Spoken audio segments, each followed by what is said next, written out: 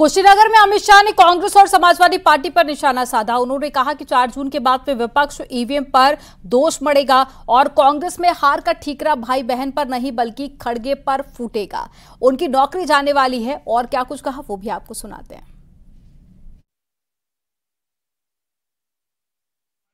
अगर उनका संकल्प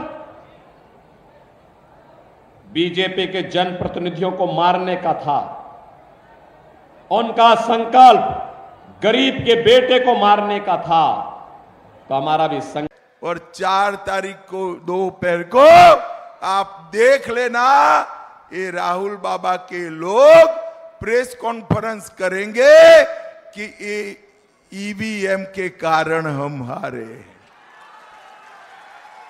और खड़गे साहब आप भी समझ लेना, ये भाई बहन पर ठीकरा नहीं फूटने वाला है। ये भाई बहन पर ठीकरा नहीं फूटेगा, हार का ठीकरा खड़गे साहब पर फूटेगा और उनकी नौकरी जाने वाली।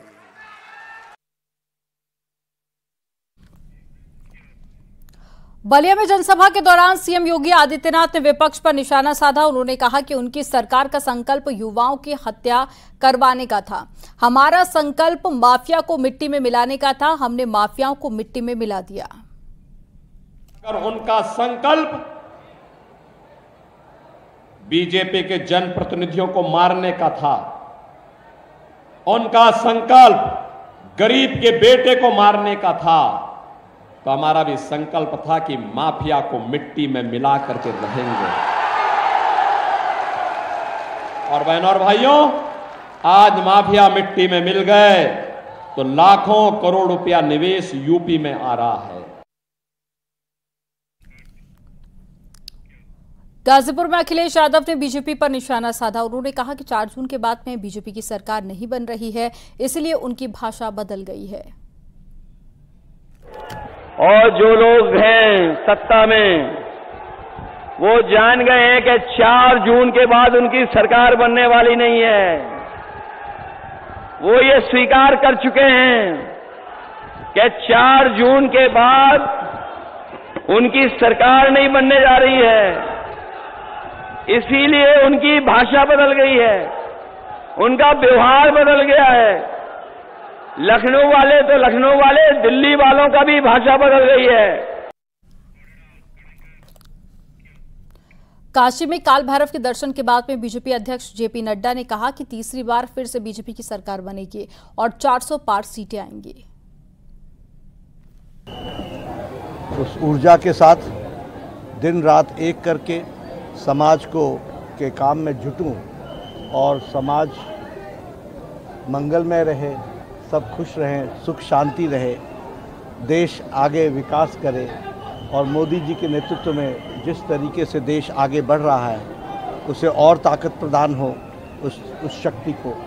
और प्रधानमंत्री मोदी जी के नेतृत्व में तीसरी बार हम 400 पार करते हुए आगे बढ़े। आजमगढ़ से भारतीय जनता पार्टी के प्रत्याशी दिनेश लाल यादव निरहुआ ने यूपी में सभी 80 सीटों पर जीत का दावा किया। गाजीपुर सीट को लेकर उन्होंने कहा कि अफजाल अंसारी पुराने जमाने की राजनीति में फंसे हुए हैं, प्रधानमंत्री नरेंद्र मोदी ने राजनीति बदल दी है।